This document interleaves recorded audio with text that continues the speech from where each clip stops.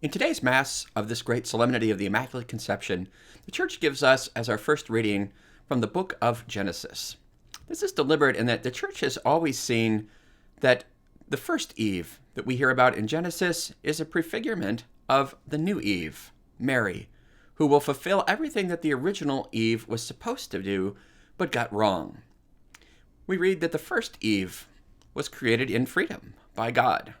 She was free to choose God. In fact, God gave Adam and Eve everything they could want.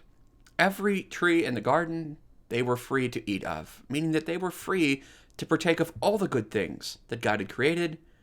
They were only forbidden to eat of the one tree in the center of the garden.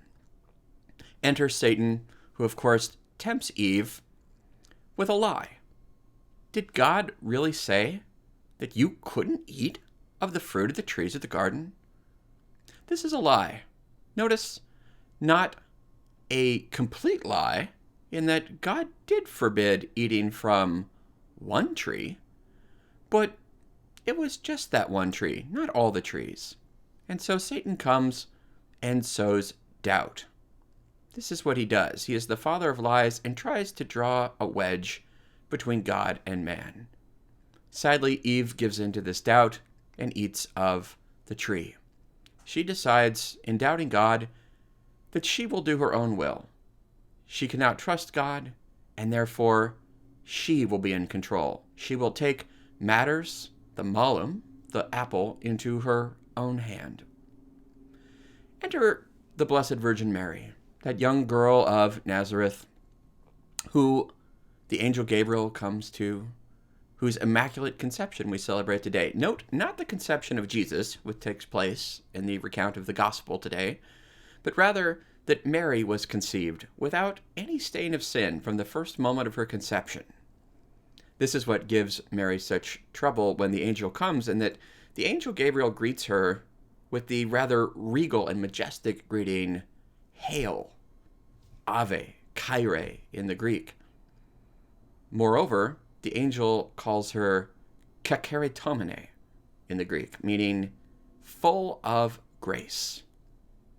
What does it mean that Mary is full of grace?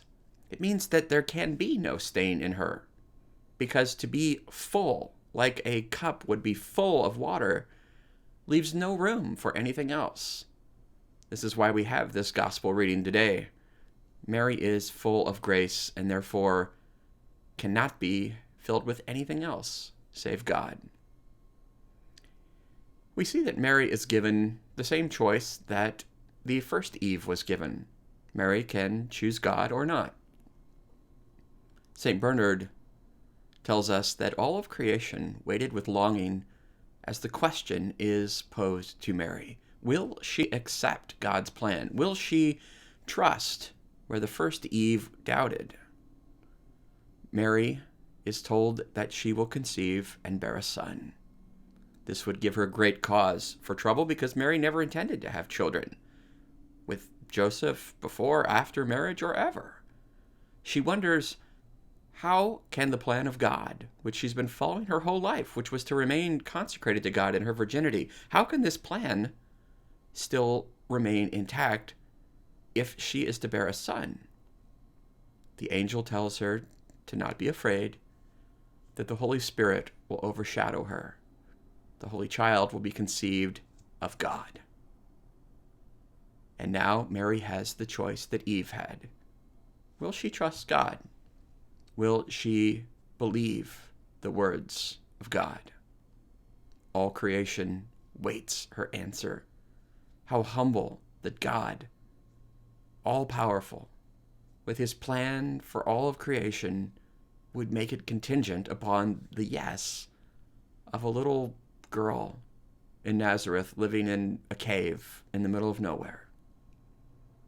And yet, Mary gets it exactly right where the first Eve went wrong. Mary does not say, my will. Mary does not doubt God. Rather, she says humbly, I am the handmaid of the Lord. May it be done to me according to your word. The first Eve says, my way. The new Eve says, "May it be done to me." Mary trusts God and trusts that the promises to her would be fulfilled. On this great day in which we celebrate Mary's being predestined for this great moment, given everything she needed to say this great yes, we realize that we too have been given what we need to say yes to God's mission for us. Will we doubt God? Do we not trust that his words to us also would be fulfilled despite many incredible obstacles? St. Luke ends this gospel encounter between the angel Gabriel and Mary with the beautiful line that then the angel departed from her. Mary says yes, and then there is silence. The angel departs from her, but then God remains. The first Eve could not remain in the Garden of Eden, the Garden of Paradise, because of her no. The new Eve, because of her yes, doesn't just remain in the garden. She becomes the new garden, and God remains in her. The angel departs from her, but God remains. I pray that this day, brothers and sisters, God may remain with you.